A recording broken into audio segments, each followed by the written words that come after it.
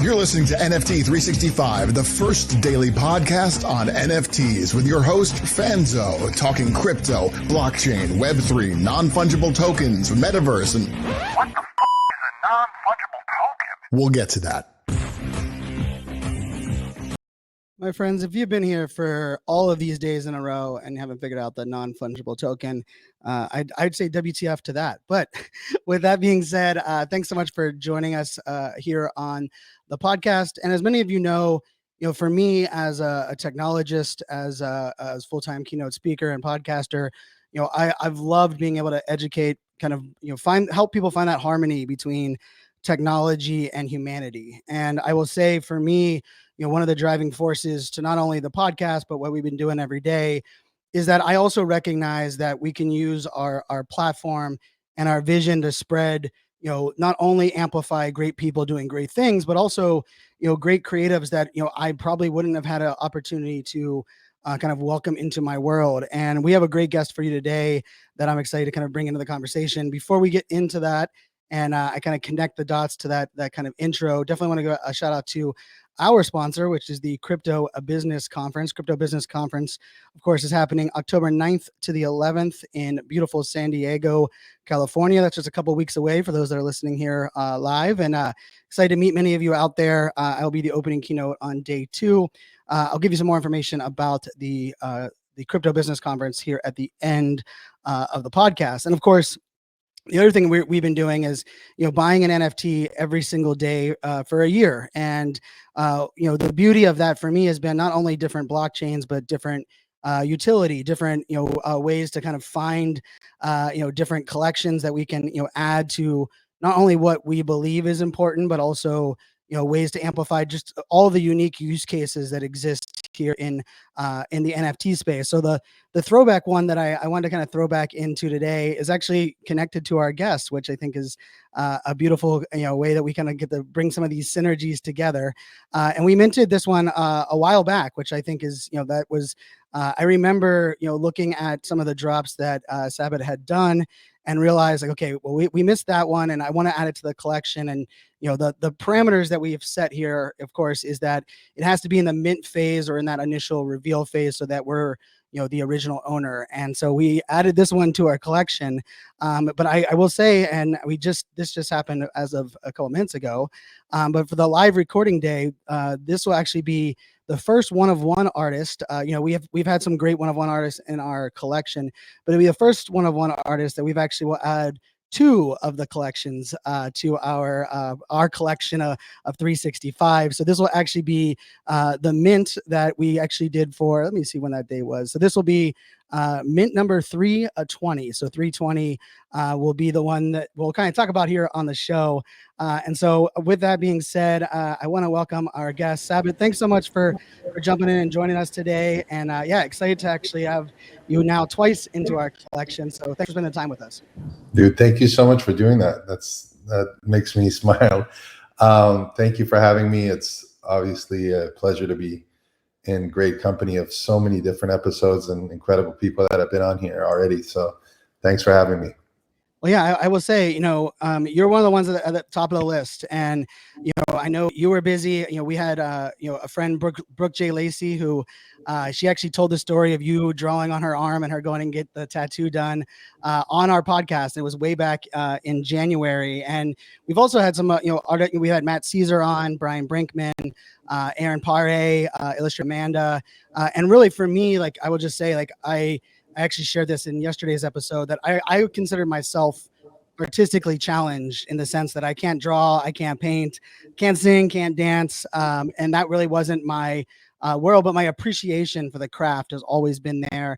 And I'm very into like bold colors, bold people, bold statements. And, I've loved, we got to know each other a little bit through the wonderful world of Clubhouse and, connect a lot of people, but, just following your journey and all the things you have going on, we're going to kind of catch people up on that. But, I would love for you to, tap into a little bit about your background. I think one of the things that I think is, very apparent for anyone that follows you is that you're very passionate about not only what you do, work you put out, but you also, your first line in there in your bio is, an Iranian American. And I'd be amiss if I didn't, kind of recognize the what's happening over there in Iran right now. And we, our thoughts and prayers go to all those, amazing, strong women that are standing up. I've had the luxury of visiting Iran one time. I've been to all the countries in the Middle East. More than, at least I've been many of them more than once in my past life. But I had such an amazing time, and I tell people a lot about the stories of my visits to Iran and just the welcoming that I had received when I was there working in a previous life, and just seeing what's going on around the world. It just seems that we make sure to highlight that. But yeah, give us a little bit of your background and the kind of like origin story of discovering your amazing talent. Sure. Thank you so much for that. Yeah, first and foremost, my heart goes out to the Iranian community and everybody that's living over there. It's been really difficult, sitting here in the comfort of our homes, and the only thing we can do is share what's happening over there and bringing light to it. So always sending love and prayers to them and hoping for the best this time, as they've struggled enough. I moved here when I was 10 years old, so I was born and raised. I was there till I was I graduated 5th grade and I came here, much for the reasons, my parents thought that we would have more opportunities in America, which is true. And I've been able to make a life in a country that it's not always been easy, but, gotten to the point where it's getting easier. I wish it had happened before I lost my hair, but it's all good. So my journey in the creative side of the business starts, as a kid, I've always drawn in everything from my math books to sketchbooks. I was always, expressing myself through art, whether it was at first as a way of escaping anxiety and childhood trauma coming from a war-ridden country, to being here and being, not knowing how to speak English and getting bullied all the way throughout high school, from elementary to high school. There was a lot of different things that, drawing allowed me to do, which is basically try to cope with that, with the anxiety that was coming from it. Where it became more apparent that I was going to be a creative as a professional was late college. So 2nd year of college, I was a communications major, advertising and design. I didn't do any design, actually. I had 1 design class and 1 illustration class. I got a D in that illustration class, which is crazy. And then I graduated, became an art director, first an intern at a big agency working on Kawasaki, AirTouch, Taco Bell. Probably don't remember AirTouch. And TaylorMade Golf. So I right away was interested in creating identity work and brands that were on a higher level. Then I worked at Foot Cone and Belding. Now it's called Draft FCB, another big agency. And I was able to become a junior art director there. So I designed everything from freestanding inserts, all the commercials with the Yokira Taco Bell, the little dog, but more regional, not the national. Shy Day had national, and some other aspects of it. But I learned my design skills there. So, and then I also realized that, that's where kind of I split in two. One side of me wanted to create characters and be the next Hello Kitty someday in my lifetime. And on the other side of it, I knew that advertising was too small. I was working on big campaigns, but how many times can I say 99-cent burritos on a billboard and be excited about it? The first time it's cool when you're on the freeway, you're like, oh, I did that. But after a while, you're like, I'm not making an impact. So I focused on brand identity design, logo design, packaging, and I came out on my own in 1999. They let me go, and I never went back to full time.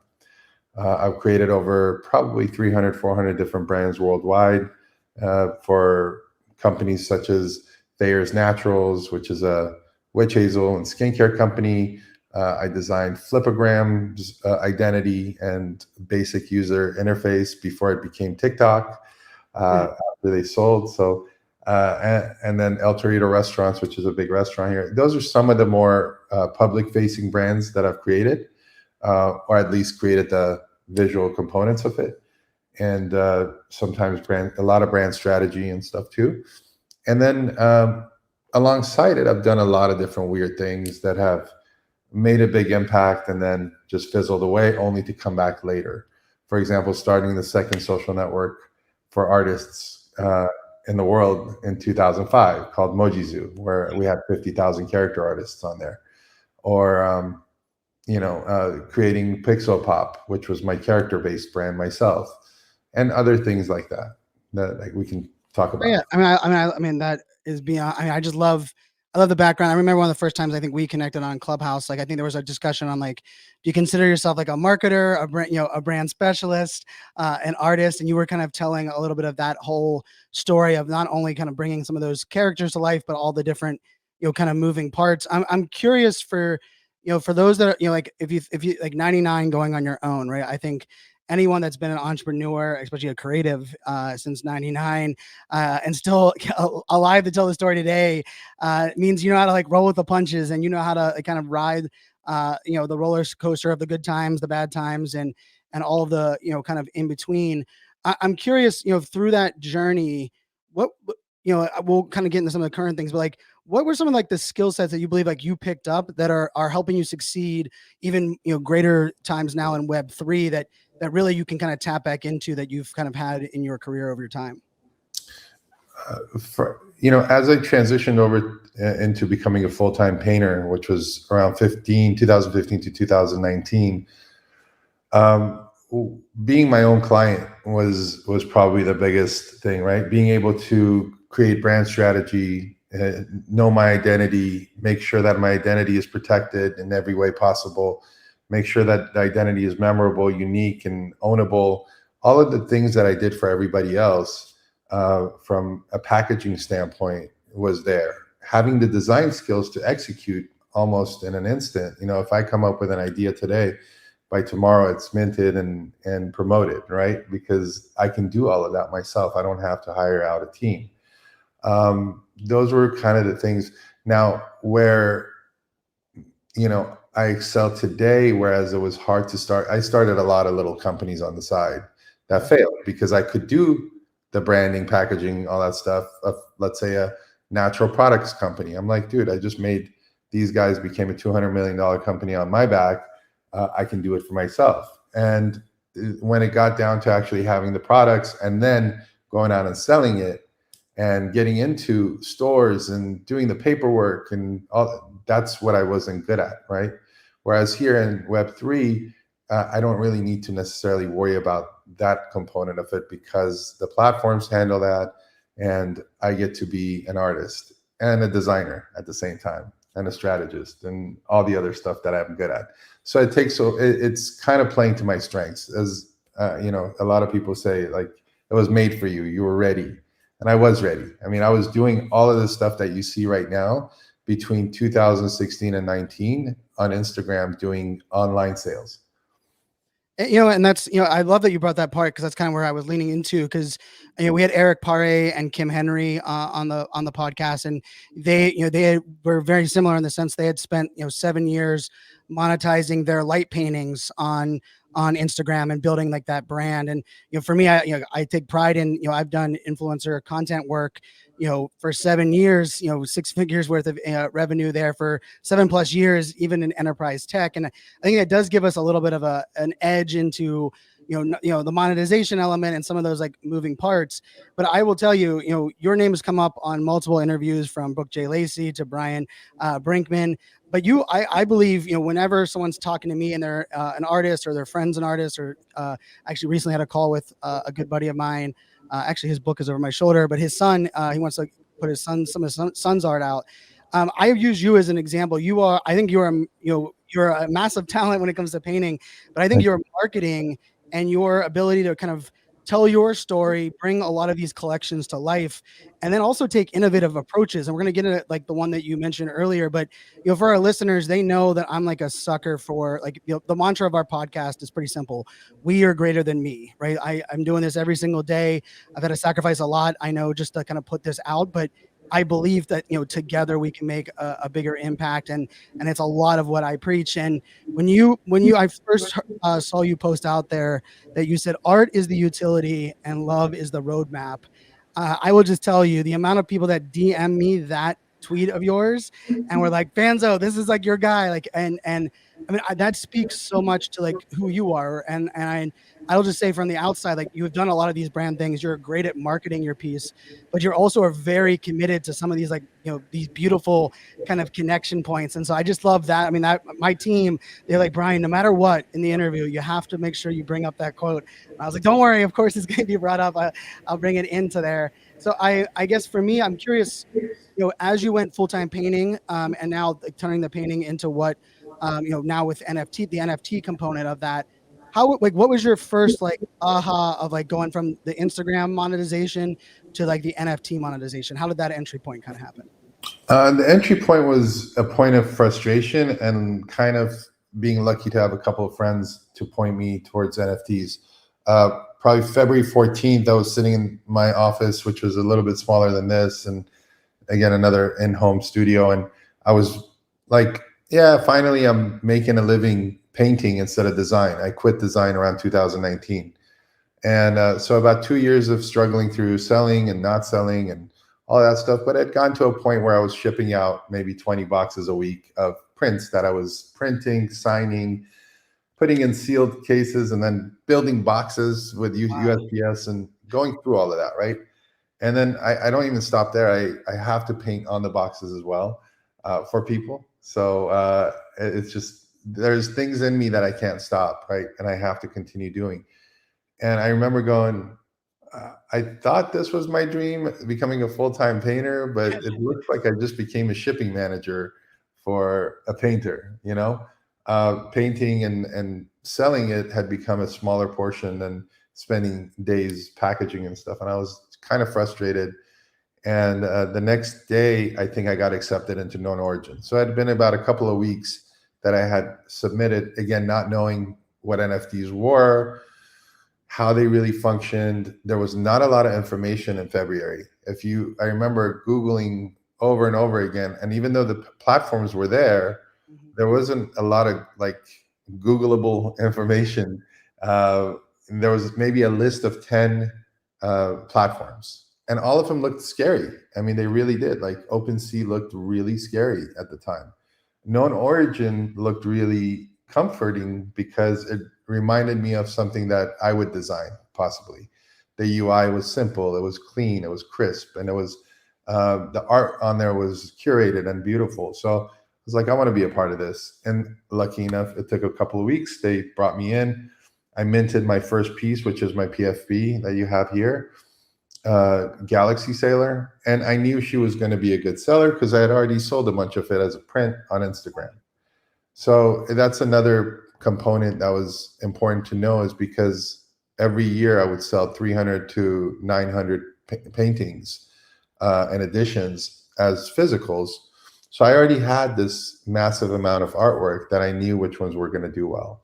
A lot of them were digital because in the transition of 16 to 19, I'd gone from selling originals at $25 to $100 to selling prints. I'm like, I can't scale this. And once it came to prints, and I was doing these flash sales of 130 to 150 paintings in a month, I needed to go digital to do it faster and ahead of time. So my first one sold, I think, February, about a couple of days after that. And I knew it was different. I was like, wait, I don't have to print this out. I don't have to sign it. I don't have to ship it.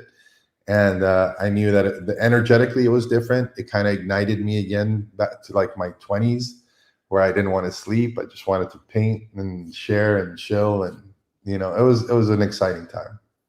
I mean, I love that piece of it, right? Because like you mentioned, I mean, I think we hear a lot about, the beauty of Web3 should be to allow creators to do what creators do best, right? And that is it's a beautiful thing to say, but I think that it's important to add that context of all of the other moving parts that you had to include in the business, right? To sell the prints, the boxing, the shipping, and not to mention that taking away from the things that you create. And I love seeing your tweets, and I know you were with some artists recently in your local area there, and I know Gabe from Stoics. You guys took a picture, and we have Gabe coming on the show in 2 days as a guest as well. And I also love, like, there was a couple other artists that we both follow, and you're like, hey, I wish we were able to like draw together or paint together. And I remember that like feeling of like, how cool is it that you can kind of like share your and do it kind of like in the moment. You have like that capability, and I think it's a beautiful piece. And I love that you brought up. I'm curious, just from the known origin piece that you mentioned. A lot of artists, they listen to the podcast and they're sitting there saying, I don't know where I should put my art first, or where it could live. And I know when we interviewed Brian Brinkman and with animations, a lot of it was like finding platforms that's allowed his type of files to kind of be preferred. I was just recently about 2 weeks ago announced as one of the 50 curators for Nifty Gateway, and so we're helping to curate, as I'm the only non-traditional artist that they picked as one of the ones from Nifty Gateway. But you mentioned like the overwhelming side, right? From art blocks to super rare to, I mean, there are a lot of components of it that does feel overwhelming. But I also know you've dropped across, if I'm correct, you've dropped across other platforms as well. Like, as you've launched with like Known Origin, where it's at today, how has that platform grown? And then how do you look at like the platforms like that best fit you for dropping an NFT collection? I think every platform serves a purpose, and all platforms that are good or accept you, I think you should be on. I am on every single platform. I mean, I think I even sold a piece on Zora. I don't even know if they're still around or if they're still. I don't think they're around anymore. I bought something on there, but I don't think they're around anymore. Yeah, it was a really low platform. Known Origin kind of gave me my start because it was very comforting. It was easy to mint on. I was accepted into the thing, into their artist program, and it was a little bit easier to be seen, because if you do sell and if you do push yourself to sell a few, you start becoming trending, and they have all of these things, and it's a very art-centric place. So that people are buying the art because they want to hold it. They're interested in having it. There was some issues that I had, not only with Known Origin, but with platforms such as Known Origin, Super Rare, Foundation, and everything else, that I realized later on was that it was very difficult because their secondary market is not that hustling and bustling, which is the truth. But there's a positive caveat to that. When I mint on Known Origin, I know people are collecting my work because they love it, right? They're not expecting to flip it right away.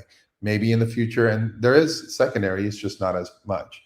Then as that took off, then I went to OpenSea and I started minting mostly on OpenSea because of the comfort that people have collecting on OpenSea.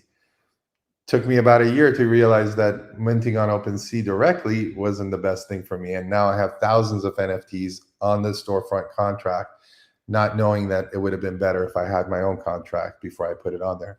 And now I mint on mostly Manifold and sell through OpenSea. The past month and a half, I decided to go back to Known Origin. One being that I had access to my wallet when we were in Hawaii, and you got the piece. I was really inspired. Finally, there was none of this around, so I was able to focus on just being on my iPad and painting. And then I got excited, and I'm like, well, I can go back to Known Origin and see how it goes there, and I can start my affordable collection. It won't really affect my floor that everybody cares about on OpenSea. It's a different place to be, and it did really well. So I did it again and again and again, and I was already basically, as far as like ETH volume and numbers sold, I think I was the #1 selling artist for the past year and a half ever since I started. Xcopy, they switched the algorithm, so now it says Xcopy #1. But it is Xcopy. He deserves the spot, but it's because his secondary volume is just insane on that platform, right? So there is that opportunity if you do make it. And in the past month and a half, I think I went from having 300 NFTs sold over the course of the year to now, I think I'm about to hit 2,000 sold. Wow. Only a month and a half. So in a bear market, to be able to push over almost 1,700 NFTs, is, I think it should be inspiring to all to say, hey, I mean, the price points are low. Yeah. It's the lowest I've ever sold my work for, but the editions are larger, and I'm giving print rights to everyone, so everybody can own a piece that they love and then print it, and it's like a fraction of the price of if you bought a print from my website when I had it up. So I play with these things because I get bored, and I want to create if I'm getting bored, then my collectors are bored, so I want to create exciting programs that engages the collector on a different level, so they love the work, but it should be also fun to collect. I think that the collecting process is something that needs to be a fun process. So I mean, I love that whole piece, and I think that's such an important. There's so many important threads there. But I also will say, like, you don't rest, at least from my view, on the marketplace is driving the attention, right? You're very active on Twitter, and you're very, you have your website, your Instagram. I mean, I will put all those links in the show notes for our listeners. Like, you do a great. I mean, for anyone that's out there that wants to see how you kind of roll that out, but. You mentioned before, like, I mean, are you a team? How many people do you have on your team? So, I mean, I get the email newsletter. I see the Discord announcements. I see how well crafted, like, the copy is on your drops. Like, I will just, compliment whoever's doing, it might be yourself or whoever on the team is doing the copy is it's captivating. What does your team look like that's kind of rolling all that out? It's mostly me. Wow. I do have a operations manager, Alberto. He takes care of like the day-to-day on Discord, just to make sure everybody's on the up and up. He works on outside business opportunities. And then my Instagram is run by Yumiko, which is NFT Cheers. She's been incredible running that for the past 3 years. But all NFT aspect of marketing is me. So writing, designing, pushing, and it might be a mental illness from where I can't stop. I just can't. It's fun. And when I stop, I feel like I'm missing something.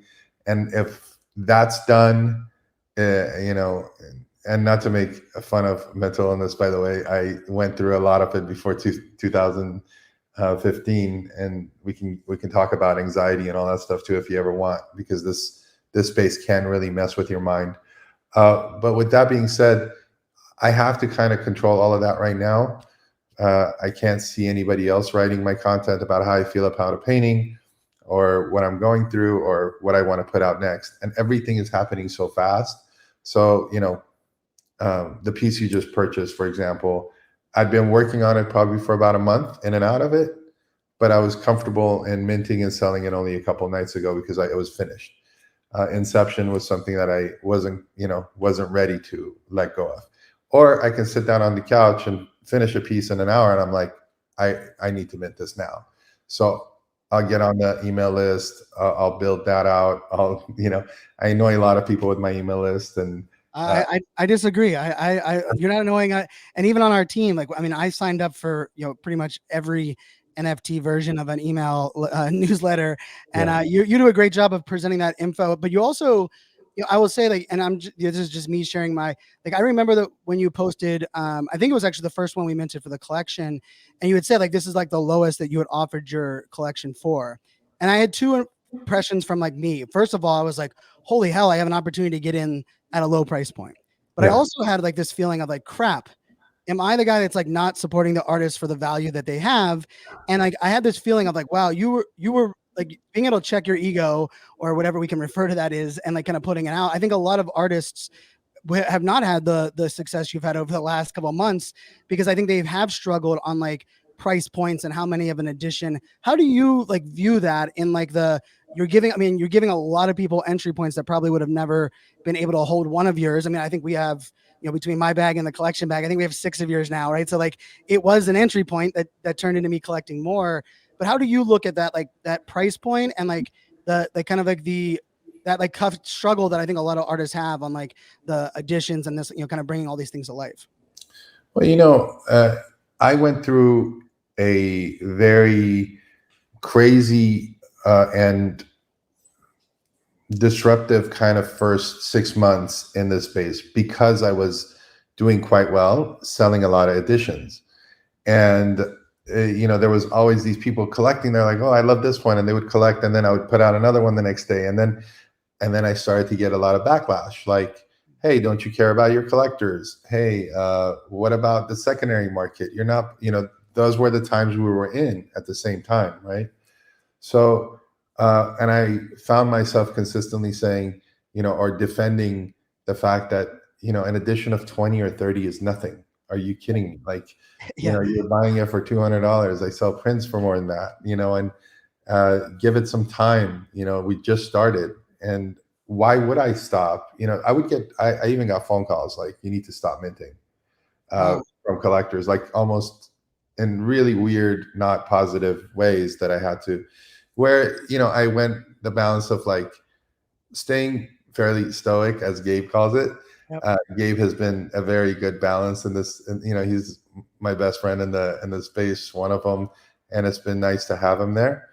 Going from that to people understanding that if you wait long enough, if you go down my, for example, OpenSea collection and go down 3 lines, it starts to look a little bit more unaffordable. Then it becomes a little bit more, then it's like 8 or 9 ETH, and then 90% of the stuff, or I don't know what the percentage is, but maybe 60% isn't even listed, right? So you start to understand that the longer each piece has its own level of scarcity. I'm not releasing that piece again. Each piece is unique and new, and I wouldn't have put it out if I didn't love it and I didn't think it had impact and power. And so that piece itself, as time goes by, it ends up in the hands of the right people that wanted to own it and keep it. And therefore the price point comes up. I might have a low floor right now if you look at Sabet, if you go to the Sabet collection on OpenSea, but that's very thin. It's only the top because people are still understanding what they collected, who they collected. Some of them just love the artwork, and then they're like, I need the liquidity, so I'm going to sell it under what I bought it for. Those things don't matter because 3 months down the line, those pieces are going to be in that higher bracket.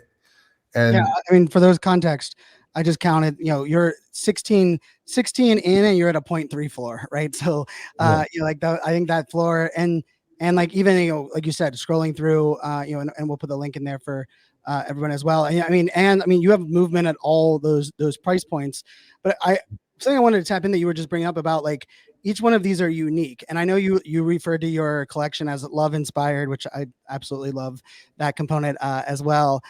But like, would you consider, like, because like I consider myself like multi-hyphenate, multi-passionate, having multiple skill sets, and your art, like, it all feels like it's yours, but there's so unique like ways that you bring that to life. And I don't think a lot of artists that I've seen have such a variety of, like, you'll do like a character that might be more of a character that would be like on a kids TV show, and then the very next one is almost like portrait like of a person, and then you have kind of, you play across all the gamuts. How do you explain yourself as like an artist, or the art you're creating? Because there is, like, I mean, I could literally nonstop collect your pieces, which I think for other collections I get like 1 or 2, and I'm like, I got the 1 or 2 styles that I like, and of yours, I mean, their styles are all over the place. Yeah, and I've tried to kind of separate those into like character brands that are IP based, because again, I'm fairly confident about packaging them. Like Ugly Kitties came out of nowhere, but then it became a collection of 317, and eventually it'd be a collection of 10,000 or something at some point. Tokyo Punks was a overnight piece that I created, but then I package it and brand it and then let it grow organically. So Tokyo Punks Hyper Kawaii. Those are, Pixel Pop is a 20-year-old, dream that I've been working on since I was a kid. So each one of those as a character brand is like Hello Kitty and Sanrio. Sanrio has all these different things in the brand hierarchy and the brand architecture, right? So if Sabet Brands or Sabet Studios was there would be all these different components to it. Sabet as a painter, or Ali Sabet as a painter, it's just paintings, right? Mostly it's one-off. It could be completely different from the next. I go from skulls to women to men to whatever the case may be. And then I can't help it but permeate it with random characters or characters I've drawn before or things like that. But it gives me that freedom to experiment and explore and come up with new characters within those worlds. Kiku was one of those. Kiku was a character that I was just experimenting. I was inspired by Nara. I was like looking at different character artists over the past 20 years. I mean, I'm a character artist. Like if I was to be split in three, I'm like the brand guy, then I'm the character guy, and then I'm the painter.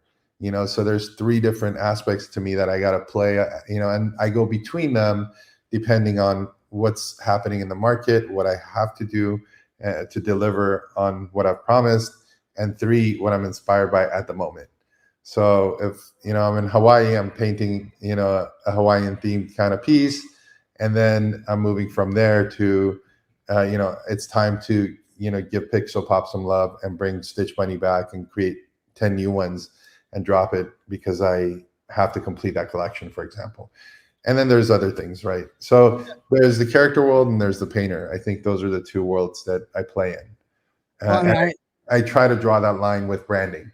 And I mean, anyone goes through the collection, right? You can see, like, the thing I love about it is they're all so unique, yet you can see the threads that you've kind of combined into those collections. And I think that's a lesson for, you know, I think a lot of, you know, and it doesn't have to just be, you know, one of one artist. I think, you know, the idea that like your collection, as you can grow it over time, everything doesn't have to be, you know, instant or like, you know, dropping all of the, you know, the additions, you know, at once. And I think you do that, you know, really beautifully. And I think, you know, that's even where I think some of the other platforms are starting to adjust, you know, kind of how they put that out there.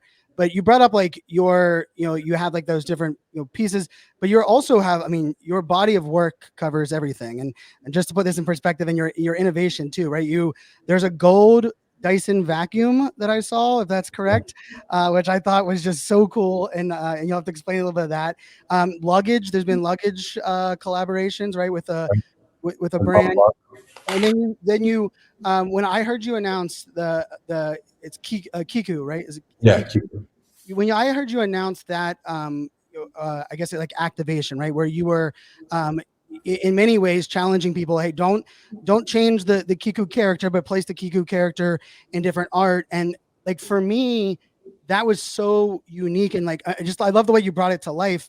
And then I have lots of friends that are, you know, that are in a couple of alpha groups that like within minutes of you posting that, it was shared across the board. Like, oh my goodness, we have a chance to like, you know, to kind of grow within that. So I'm curious, like from like, you know, vacuums and luggage to your character pieces to like that innovative approaches. Talk to me a little bit about like how did the Dyson thing happen, and then what was your like inspiration for kind of taking Kiku to where you are, you know, inspiring others to use the IP as well? So there's so many backstories behind each one of those, so it's kind of hard. I know we have a short amount of time, but I'll start with the vacuum cleaner. Was just I was done looking at it because it was purple. And I think your quote was something like it's always in the house and we can't hide it, yet it's ugly to look at or something, right? Like I love that like inspiration. And then it became unusable because the cord didn't dry, the spray paint didn't dry on the cord. Oh, so it was wet for years. It's still in my studio. But you know, that was just my thing. Another thing I did that day was there's an iMac Pro sitting in my garage, and I thought it was dead, so I spray painted that too. And then I realized it was a working computer. Not anymore. It's a work of art now, so I could probably hack into it and get all my work out of it. But I've been collaborating before this, you know, again, from the character standpoint and inspiring others, I've always accidentally fallen into that because I like to engage others, especially artists. You know, if I go to Comic-Con, you don't see me in the big things. You see me talking to one artist for 2.5 hours, you know, in the artist alley. That's kind of how I'm built. No matter what, I'm always excited to meet others who are doing creative stuff. And then if I can inspire or help, I do. And they are always inspiring and helping me. I mean, some of those things happening is like my early relationship with Gabe Weiss was that, you know, he called and we became friends. And the next thing you know, we were exchanging ideas of how to promote and how to connect and how to share all of that stuff. Also, accidentally, in, again, 2005, when I started Moji Zoo, which was a social network for character designers, where people would submit their characters and battle them and all of that stuff. I became basically a community director of over 50,000 artists. And this is pre-iPhone days. People started calling characters mojis, and eventually I created the first Moji app, which was called MojiCon Dispenser. And then my company shut down, my partners closed it, and it became, people started calling emojis, which came out of Moji Zoo. And all of this is kind of verifiable. You can just Google it. I sound like a crazy person when I tell people that I might have started the emoji movement accidentally. But it's true, and you can go back and look at it. I do have the rights to Moji Zoo back, so if you see something coming up, if you look at the design today, it was basically the predecessor to any NFT platform. Essentially, you know, it had plus a community component to it. So I do have ideas. This is probably the first time I'll say it out loud. I have ideas of creating a new NFT platform that would be exciting to play with. Nice. But you know, I'm moving on a tangent. So as an artist, the only way I could get noticed in the city that I live in, which has really no art scene, and the closest city that has an art scene is downtown LA. And with 3 kids and living here, it's very difficult. I went back to my branding plays of like collaborating with brands. So Mont Blanc was one of my first brand collaborations, and it became a 4-year or 5-year. Now it's almost 5 or 6 years now. I've been collaborating with them with time off for the when the pandemic happened. But all my showings and signings were happening there. Eventually, brands were paying me to show up at their stores to do signings and showing my work. So that became a part of how I made a living as a painter. I was selling prints, and then I was getting paid a few grand or whatever, and a pen or purses at Furla and some money. And where else? John Varvatos, you know, they changed the way I dress, and you know, so it was really cool to be able to collaborate with brands that I knew how to kind of play along, and also how to utilize being, you know, for example, with Mont Blanc, the first opportunity they gave me to do the show, it wasn't a big deal. It was just me showing up at the store and putting up some of my work. But I borrowed a pen and one of their watches, and we made 3 commercials that you can see on, I think, on Vimeo or YouTube. Wow. Inspiration Flows. I made 3 commercials that wasn't by them, but I got to put my logo next to them and spend some money on Facebook and promote it. And next thing you know, everybody thinks I'm full-time with Mont Blanc, right? So, so with that being said, it was always a matter of taking these little small opportunities and blowing them up as much as you can with a tight budget. And, you know, so Mont Blanc was one. And then at that point, I knew that I would have to hire a photographer and a videographer every time we had a show. That's why there's videos of every single show. There's photos of every single show. And eventually with Mont Blanc, I became fairly official with them. And now I'm in their coffee table book, for example, 4 years later, which is really amazing. I love, like, yeah, and I'm curious, the Kiku collaboration focus, was that like a collaboration play? Was it like, I mean, because in a way people are bringing that character to all of their communities as they're big in their art too. I thought that was a really creative way of, you know, bringing one of your pieces, but you also gave people like parameters around that, right? It wasn't just like take my thing and run, but you gave a little bit. Talk to me a little bit about like that, and how has it been with, you know, how's that been received across the community? So Kiku was a character that was kind of floating around on my iPad. I created it. It was not my ideal character, but it had this kind of little energy and vibrance that I liked. So I would keep copying and pasting it into different art pieces that I was doing. And then I was like, no, she doesn't belong here. And then I would move her again. And I had this idea of an open collaboration, but my first idea of an open collaboration was painting something in black and white, or painting one of my faces and then leaving it to other people to build around it and share. But that didn't like really sit with me until one night I'm like, oh, I could do this with Kiku.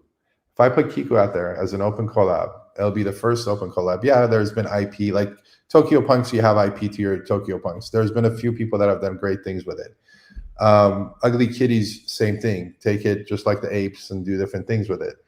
But no one had done an open collaboration like this where you can attach my name to it, even though I haven't approved it.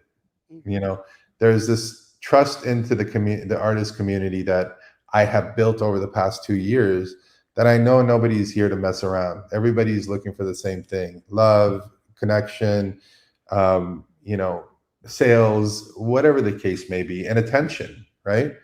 And I'm always being asked to do collaborations, and I don't say no to anyone because I don't believe they're not big enough or small or whatever. Typically I just don't have the scalability and the time. There's too many projects ahead of it. And if I do take it on and do the art, I don't have the capability of shilling that work just like everything else, right? So I can't keep tweeting about my collaborations. It would just be completely, everybody would not feel like I'm giving it enough attention, right? And it's happened before, like where I do a collaboration and then I tweet about it a few times, but I have so many other things to do that doesn't get the attention that it requires. So I'm like, we'll do one that's very open. I'll throw Kiku here. Simple instructions, no overhead, no policing. If you can add me as a collaborator in your contract, great. If you don't, you know, not a big deal. People reach out, they're like, I don't know how to do this. I'm like, forget it. Doesn't matter. You know, go for it. Just do it and see what happens. And I'll retweet it. I've tried to retweet every single person. We're building a metaverse gallery and a thing with Des, the creative. He's amazing. So he's building it right now. So we'll have parties and get-togethers with everyone.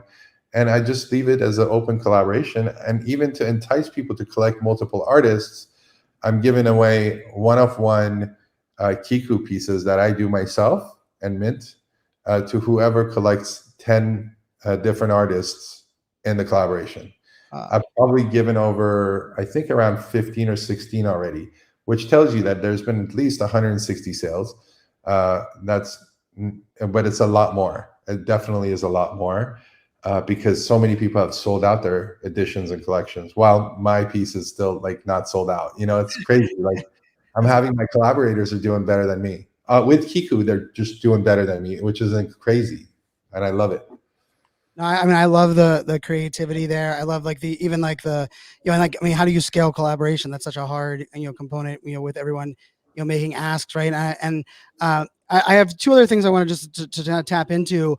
I mentioned like I looked at myself as kind of like artistically challenged, and like it was something for me that I'm very blessed. I speak for a living as a full-time speaker. I get this, my mom says I came out of the womb talking, right? So I finally found a job that like allows me to talk, and for me, it's about storytelling. It's about interviewing. It's like that component.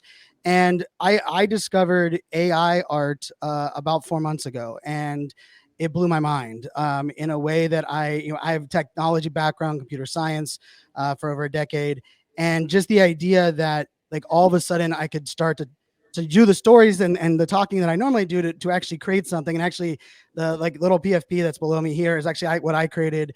One of the first, AI pieces that I created. But I will say like from like I have like that, I wouldn't even say it's imposter syndrome. It's an element of like for me, it's like a creative outlet. And I finally brought them to life for the first time this past week. I gave a keynote at Disney, at a big Disney event for Disney parks. And the talk was about future mindset.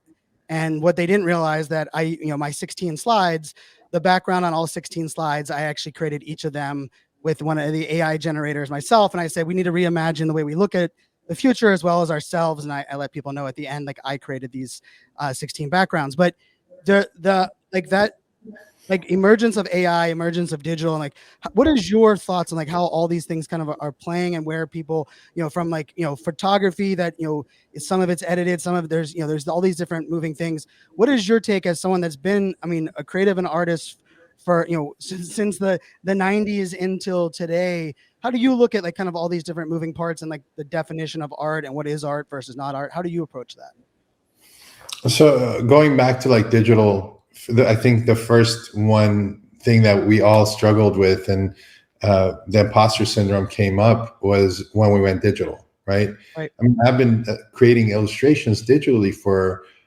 design projects since 1999, right? So if I was creating an ad for someone and then it required a little elephant on the side, I was doing it on the paper and then executing in Illustrator and throwing it on there.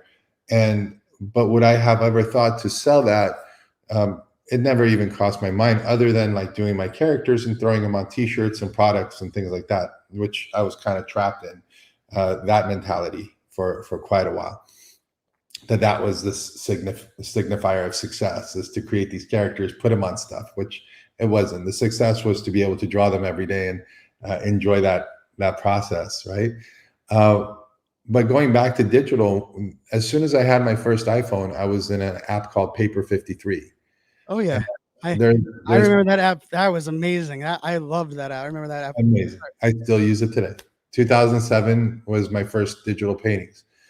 I didn't feel like it was art where I could print and sell until I think, who's the British artist that kind of made it okay? I forget his name right now. Older, he's in his 80s or 90s. He has this huge show, and his last painting, I think he's the most expensive painting sold for an alive artist, which was like $95 million or something. Wow. I can't remember it again. I should remember his name. And he held a huge show where all his iPhone paintings that he was sending, doodles that he was sending to his friends daily, became a huge show at like a museum, gigantic prints, like, 20-foot prints. And I was like, okay, that's all I needed. That he just verified that this is art and we're moving on. Like, that's it. I think AI is kind of similar. And I was introduced to it through, I think, Dolly first, the Dolly 2, and I thought it was okay. I messed around in it. Then a friend of mine came over and he showed me Midjourney. Yeah. And both of them are great. They do amazing things. And he's like, dude, as a 3D designer, I've put my entire life into becoming good at this. Right. And look, I just put in these words and it just created that, this 3D character that you have here.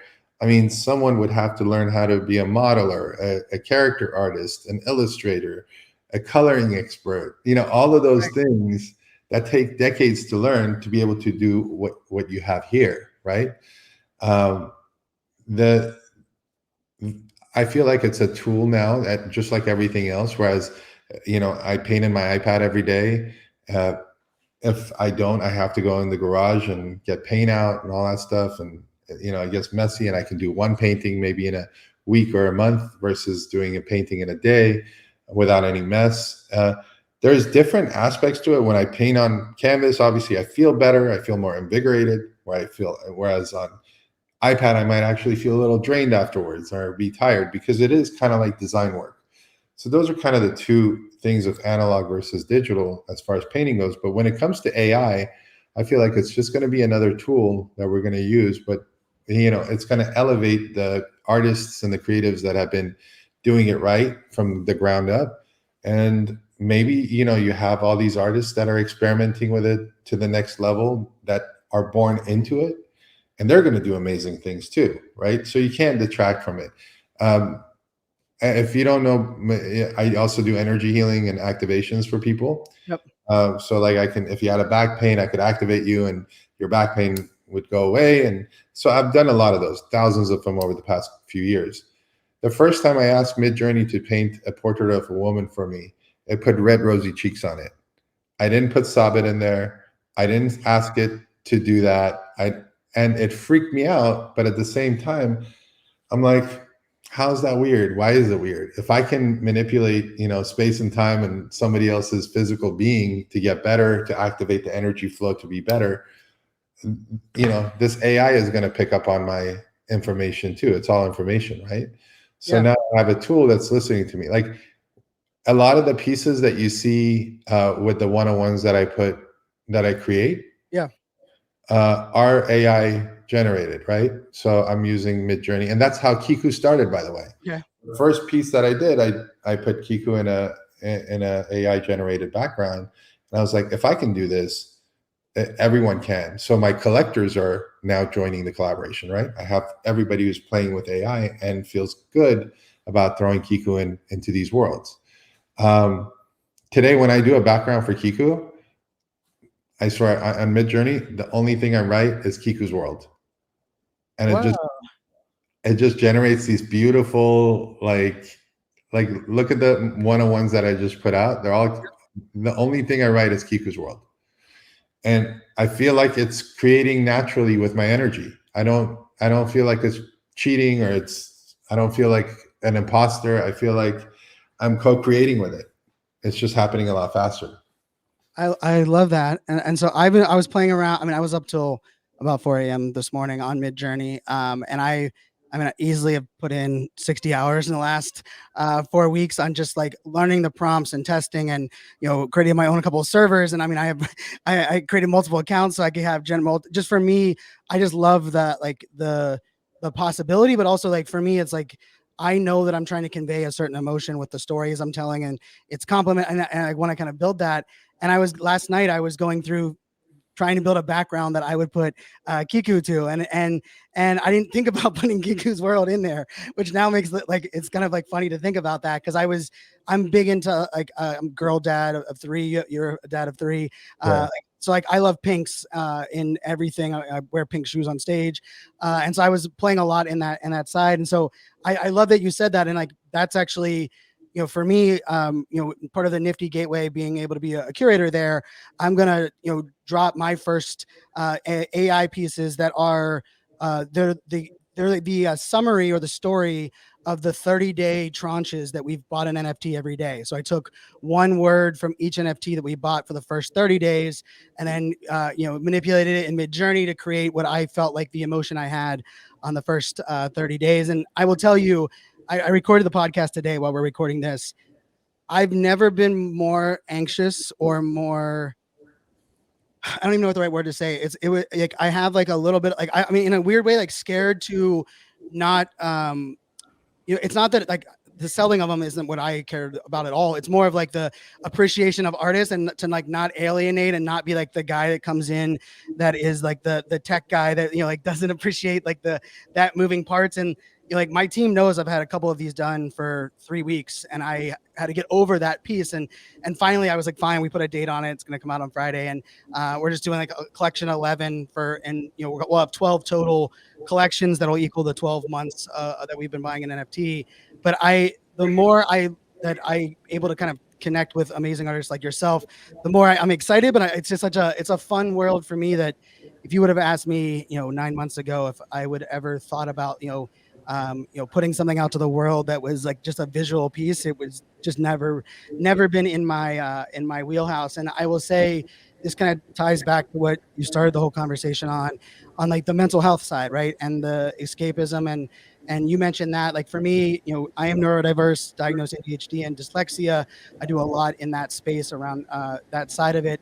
And I have found that a lot of times I do escape into Midjourney in the weirdest of ways. Of even this morning, I woke up and I couldn't get in the frame of mind to record a podcast episode, and so I literally took something that I knew my daughter has her last middle school soccer game this year, and I was like, what could I create with Midjourney that would represent something that I could just text her to her iPhone while she's in school before her 7th grade middle school soccer game. And I felt so like freeing, and like this element of like when I dove back in. And so I'm, you know, you mentioned, you know, healing and your own kind of journey with that. Like, talk to me a little bit about that piece, and as we kind of pull this all together, because I mean, you're innovating, you're painting, you're collaborating, but I think that element of, you know, we do need a little bit of escapism in this wild world of Web3, NFTs, crypto, and I think it's a beautiful piece that we can kind of bring this all together on. And, you know, like how did this help you with anxiety, and where can we think about that, you know, moving forward? So my anxiety and my trauma was probably a lot more intense than most people for most of my life, all the way up to age 40. So 2015, I decided I was going to paint full time. And I'm like, if I'm a painter, what does that look like? And it looks like me painting every day. So instead of designing, I went to the coffee shop and I sat down and I bought a big toolbox and I filled everything up with it. I didn't have a big studio at home. So I would go to the coffee shop and start painting. the first thing that I started to notice is that my thoughts and all the anxious things that were happening started to slow down while I painted, especially for longer periods of time, which I wasn't able to do most of the time. Most of my work was quick. The longer I sat on a piece and I worked on it, let's say a 3-hour stint, I started to feel really connected to source, where I felt completely in a meditative state, higher alpha waves happening, and things changing for me rapidly. So 15, 16, I go to Japan. That was another healing moment. About 80% of the stuff dissipated when I went to Tokyo and I came back. I felt like I was at home. And that's where I bought some of my real Japanese brushes that I brought back. And there's a Tokyo film you can see from that trip. But the more I painted, the more calmer my brain got. And the more I understood that it's not about escapism as it is about being more present. The more present you are, the lower the stuff gets. And you can't think your way out of anxiety. You can't solve the issues that you're thinking about. You have to transcend it through bringing your vibration up. And that's what was happening without me knowing all these words, right? Yep. And bringing your vibration and frequency up helps you transcend the anxiety and the fears and everything else. And the last book I read which was called Quantum Touch. And I've always been interested in like having magical powers and healing other people and all that stuff since I was a kid, but it never really worked. I would do energy manipulation in my hands and things like that. So in 2019, I read this book and it talks about activating your heart center and then putting your, and as soon as I did that, the mind quiets down like this. And after that, I was able to do my first healing. I helped someone's knee problem. Then it was somebody's back problem. Then it was essential tremors, which freaked me out when I was able to help someone not have an incurable disease. And a friend of mine had Parkinson's, and her, over a text message, she stops having any kind of symptoms for a week. She doesn't need to take her medication. So I started to learn that by activating my heart center, one, all the anxiety and the fears and everything else just almost instantly stopped. And two, I was able to help others. So it started with painting, putting me in that alpha channel, alpha wave healing spectrum. And then once I learned that I can physically manipulate my vibration and frequency by raising it, by doing a couple of easy, simple breathing techniques, or there's a little technique where it's about body awareness. All you got to do is stare at your finger and breathe air into your finger for a couple of minutes, and you'll see yourself like lighter, and the thoughts stop, and all of that stuff. You start to learn how to manipulate basically energy and frequency, and it impacts everything in your life. Once that anxiety and stuff goes down, you can basically move mountains with just your sheer thought and heart energy. How does that connect with you and playing with like Mid-Journey and feeling good? What you're doing is you're syncing with this AI, and you're creating things out of your heart. It's not just your words, it's energy that's flowing through you. And as you get over kind of the anxiety portion of it, which was a lot of my own stuff, right? I used to paint. If you see my early paintings of 2000, maybe 5 or 6, it's a lot of angst and a lot of bad words and a lot of different things that you see in it, like a 13-year-old kid who's just got a lot of angst, right? And I was like 30. And as you move forward, you see that the more of a vessel I am for what comes down through my head, channels through my heart, and goes through my hand, and then charges the surface. And now you have things like love script, which is a language I can't read. Sometimes people can read it in different languages, Chinese, Japanese, whatever, and it has healing properties, and it tells people information about their future, like literally in words and names. Then you become more of an open channel for source to come through once that stuff is aligned. And it's very easy to do, and it's hard to see people suffer through anxiety and fear and all that stuff that I went through. But I go through normal stuff, right? And I just have a better way of being able to handle it. Right before I got into this, I got into a little tiff with someone in the house. And then now I have to come and sit here and, be in a centered place. Well, I can do that when you know how to raise your frequency vibration. And it's a physical activity that you can do through breathing, through exercise, through playing with Mid-Journey and creating through that. It doesn't matter. Whatever gets you into that point. So it's not so much, I wouldn't look at it as escapism as I would look at it as another gateway to source or another gateway to being in the now. I love that. I've always tell people, like, for me, my ADHD is not the lack of focus. I actually am great at focusing. I just have a difficult time regulating my focus. And like the beauty I found with Midjourney is that I am able to channel that hyper focus that actually outputs something. And that's a rare piece of this, like this piece of it too. I love so much of that. And I mean, just the fact that your theme is love, that connects the dots. I mean, there's no question that we can all agree. There's not much things I think the world can agree on. I think there's one that, the world needs more love. And I think we can all say that. And I just, thank you for coming on the show. Thank you for the love that you put out in the world. You're inspiring me. I literally have not shown the Kiku part to only one person on the team has seen the background that I was creating, and I wanted to have this conversation. I was excited, so I'm gonna put that out there to the world as well. And we'll put all of your links in the show notes. Honored to have two of your pieces in our collection. As we get closer to the November 11th, our mosaic one. But Sabet, thanks so much. Any last words for our audience? Yeah, I want first of all, I want to thank you for doing that with Kiku, because I think it's truly the essence of Kiku was born because of AI. Because it felt, when I put her in that AI background, finally she felt at home. It was really interesting because I tried it in my organic paintings and I'm like, no, she doesn't fit anywhere here. But she feels at home here. And now she feels at home in 200, 300 different artists and, collectors who are basically feeling like artists, which they are. Everybody's creative. It's just now there's a beautiful outlet like AI. I don't have anything else to say about that other than that I feel like it's a brilliant, brilliant thing. I also want to thank you for having me. It's been incredible. You inspire us with bringing so many people in. I always think about starting a podcast to talk to my friends, just to record it and have fun. But I also know what it takes. You guys are brave. It takes a lot of work and dedication, and dude, one a day is incredible. I can't believe you do that. So Thanks. Thank you. I'll share anything you want me to. I'm excited for you. Congrats on Nifty, and let's see what happens. Yeah, well, thank you, and that means a ton coming from you. And the keynote I give is called "Press the Damn Button." That's what kind of I'm known for. I'm just getting people. It's not nothing creative there. Nike says just do it. I say just press the damn button.